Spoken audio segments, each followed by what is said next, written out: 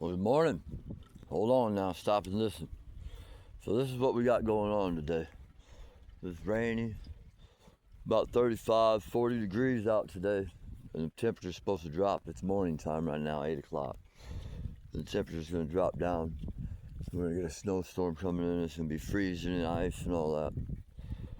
And there'll be a lot of people out here again today, freezing, cold, homeless, don't have nowhere to go. That's what I started. My name's Rick, and that's what I started this ministry. I've started Sanctuary Without Walls Ministry. And a little bit of my past, I used to be homeless about 10 years ago. And I lived in the cold, had nowhere to go, and it's struggling. And I met a lot of the homeless people. And not all of them, most of them actually, are in that situation because of something bad happened. They're not all the stereotypical stuff that people say. They're out there trying to make a difference. They're trying to survive, and they help each other out. And I didn't have nobody out there, and I didn't even know where I was going to go or what the ins and the outs are, how I was going to eat that night, where I could sleep, where I could get clothes.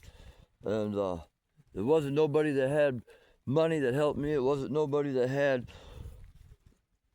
college degrees and cars and your everyday society people that come out and help me. No, it was one of them homeless people that did everything they could to make sure that I had and knew where I was going to be and how it worked to help me survive. Or I might not even be alive today if it wasn't for some of them people. And now I'm trying to give back. And that's what I got this ministry started for, to give back to the community, to give back to the people that the world's forgotten about. I did some time in prison, and there's people, the kids that are coming out, there's a bunch of juveniles and young kids that are coming out of prison, and they don't have nowhere to start or where to go. That's what I started this ministry for. I've been in prison a few times and got out, and I know how that feels. And I'd have to say, for addiction as well, I've struggled with that and overcome it. By the grace of God, I've done all these things, and in the last 4 years, I've opened up my own company. I've bought a house. I've had I don't know how many pickup trucks, Chevys by the way, well, a few Dodges, but I'll say like this. As a community, we need to come together, and we need to start helping these people, because these people are part of our society. You may not like it, you may say it's all their own faults, but that's not true at all. That's turning a blind eye and not paying attention to our responsibility as human society and as Americans to watch out for our fallen brothers. And I say that with compassion and everything and strength, because here's the deal. The less fortunate shouldn't be helping and lifting up the less fortunate when they're both in the same boat. I had a homeless man one time. I was thirsty. I was working too, but I had to get that first paycheck. I was a welder, and I had to ride home in this stuff here, walk home, which what I called home, the homeless shelter.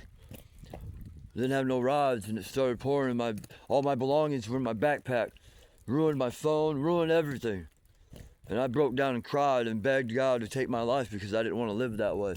And I'll tell you what, it was thirsty and hungry, and they only have certain places that feed people at those times.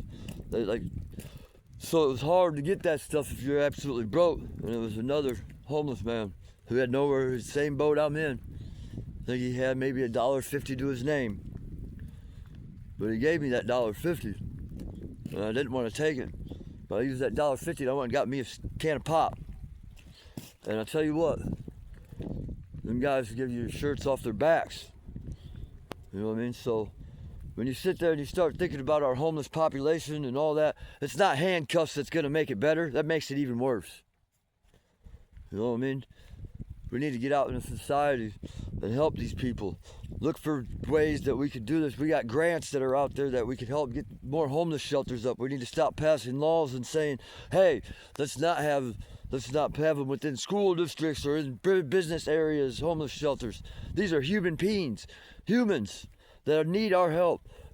If you turn your back on something like that, what are you going to think when somebody does that to you? Because everybody, over half of the United States has less than $1,000 in their bank account. That means you're only couple weeks away from being homeless yourself. What are you gonna do when you become homeless and nobody's there? So a lot of us think, oh, we got our family, we got this, we got that. What if you don't? There's a time coming. That never happened to me. I thought addiction would never happen to me. Them homeless people never thought they didn't grow up saying, hey, you know what? I'm gonna be homeless. They never thought it would happen to them either. Each and every one of us is acceptable to all that.